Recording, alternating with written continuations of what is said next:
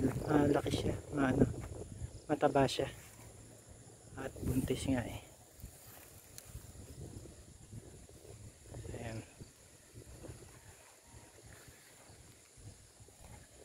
Natin dito sa likod para makita mo kung gaano kalaki yung tiyan.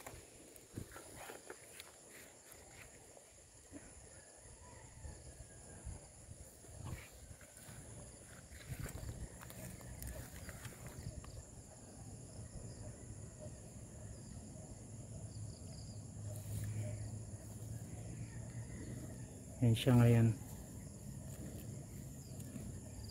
Malakas na siyang kumain.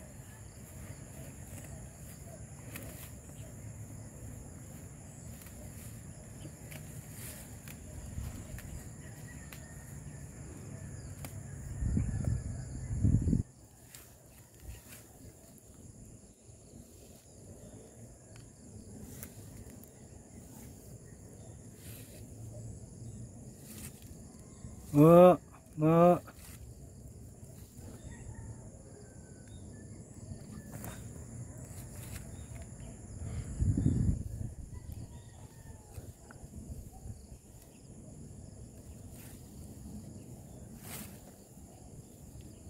Sa ngayon kung mapapansin nyo, may mga portion na rito na hindi na maganda yung yung damo. Medyo dapa na.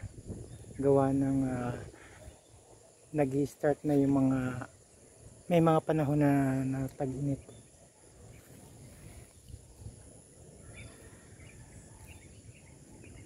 Mas swerte nga lang kami dahil yung mga baka lang namin ang inaalaw dito sa loting ito. Ayun yung ikalawang baka rito sa area. Ayun, si Bebang yata yung nasa dulo. Tapos aakyat pa ako doon sa burol na yan. Nandun pa yung isa na yung paboritong baka ko. Dahil siya malaki at dumalaga. Bali yung upgraded Brahman din. Puntahan ko muna si Bebang. Bebang! Bebang! Bebang! Ayan siya ni Bebang. Ayan si Bebang. Bang! Bang! Halika na bang! Tamat, halika. Bang! Tamat ka, halika. Bang, halika. Halika na. Kamot. Kamot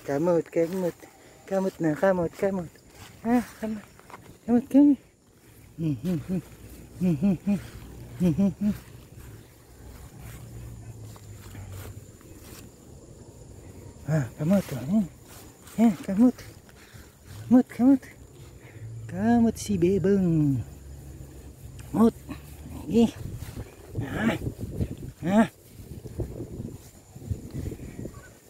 Sa dami ng mga langaw na nagaano sa mga baka, nagdadapuan.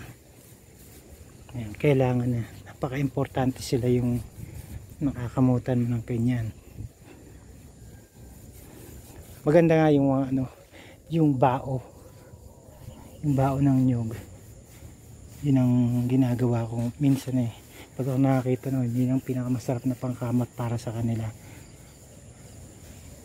Yung isang baka doon sa malayong yon, mailap yon, pero pag dinalang ko noon ay sarap na sarap siya pag kinamutan ko ng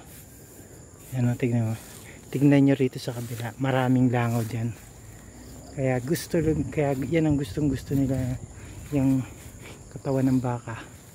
Kaya nga lagi silang kaya itong mga bakang ito nangangailangan talaga ng matigas na bagay para madikitan nila at makayura ng likod. Ayan. kuskusin natin para pansamantalang mawala yung pangate.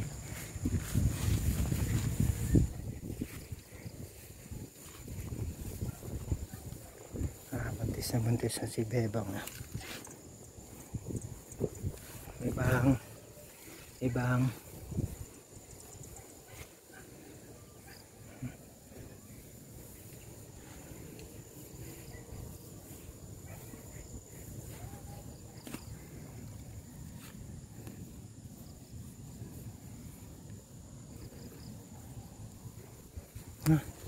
Nagpunta ako sa kabila.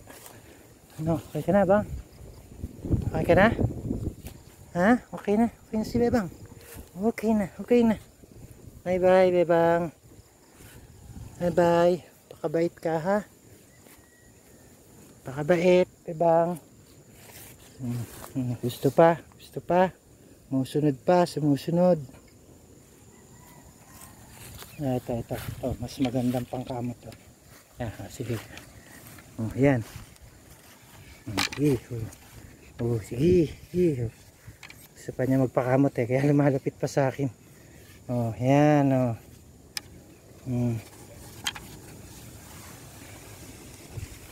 Bang. Kamot, bang. Sarap. Sarap ba?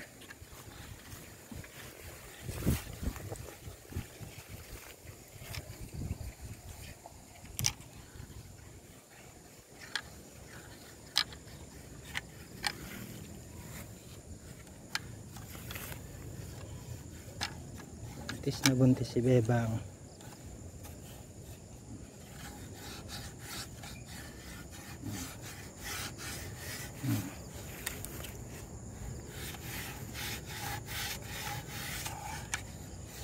Tigil siya.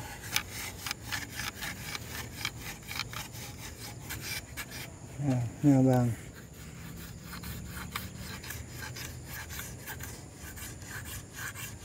Narinig niyo kung gaano katalas yung pag ginagamit mong pangkamot. Hihi, Bebang. Diyan ka na. Diyan ako kay puti. Bye bye Bebang. Bye bye. Susunod pa yan. Susunod yan. Wala yung pangkamot Bebang.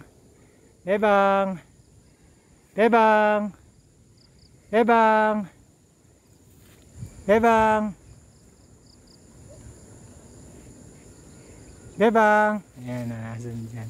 Napakamat pa uli yan. Pag ganyan.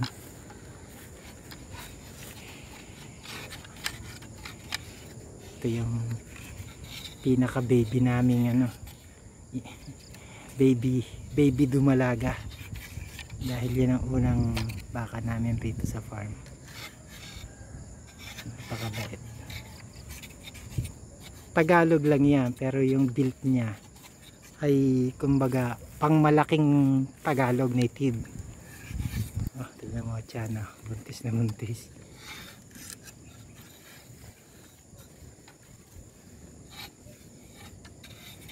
Yung ina nito ni Bebang ay napakalaki. Parang mistisa. Malaki yung build niya parang ganun din. Bali ang ina nito nanganak na ng pang 14 yata. Pang 14 yung buntis na naman ngayon.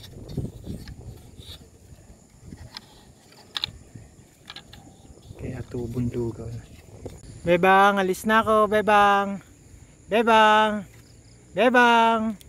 Mo, Bebang.